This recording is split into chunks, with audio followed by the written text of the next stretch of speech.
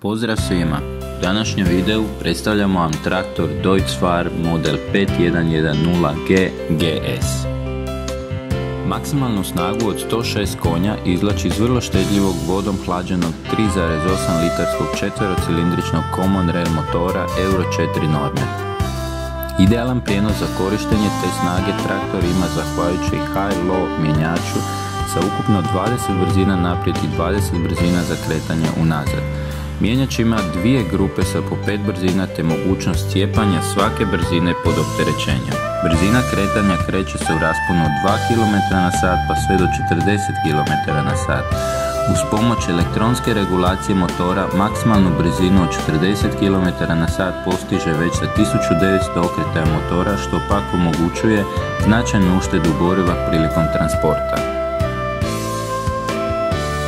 Model ispred kojeg se nalazimo posjeduje sljedeću opremu: komfortna kabina s klima uređajem sa podesivim volanom, pripremu za radio sa 4 zvučnika, zračno sjedalo za vozača, dodatno sjedalo za suvozača, 3 para stražnjih dvoradnih daljinskih hidrauličkih izvoda, vanjsko upravljanje hidraulikom i kardanskim vratilom sa stražnjim blatobranom, EHR elektronska regulacija hidraulike, sustav Stop and Go koji omogućuje zaustavljanje traktora bez upotrebe kvačila.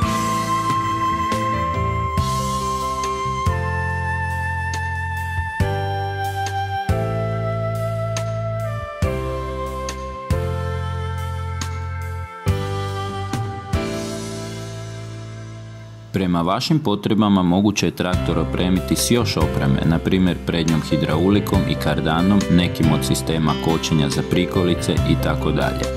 Radi se o univerzalnom traktoru koji svojom snagom i težinom zadovoljava sve potrebe u modernoj ratarskoj i stočarskoj proizvodnji te šumarstvu kao i u komunalnim djelatnostima. Težina samog traktora kreće se oko 3800 do 4000 kg, što ovisi o samoj opremi, veličini kotača i sl., dok je ukupno dopuštena nosivost traktora 6200 kg.